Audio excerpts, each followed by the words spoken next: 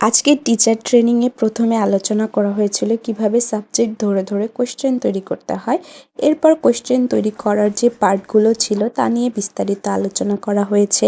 জ্ঞানমূলক, অনুধাবন, প্রয়োগ, উচ্চতর দক্ষতা এই বিষয়ে একটা স্বচ্ছ ধারণা দেওয়া হয়েছে, যদিও আমি বিষয়গুলো আগেই জানতাম।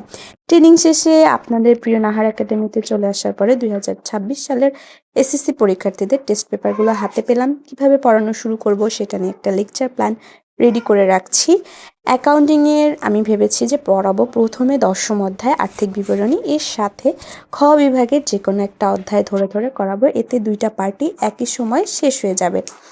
বিস্তারিত আরও জানতে চাইলে আমাদের নাহার একাডেমির পাশেই থাকুন। আর আপনারা যারা নাহার একাডেমিতে ভর্তি হতে চাচ্ছেন, আমরা শুধুমাত্র নবম থেকে দ্বাদশ শ্রেণীর ব্যবসা শিক্ষা শাখার বিষয়গুলো ক্লাস করিয়ে থাকি। বিস্তারিত জানতে স্ক্রিনে দেখানো নাম্বারে যোগাযোগ করতে পারেন। ধন্যবাদ সবাইকে, ভালো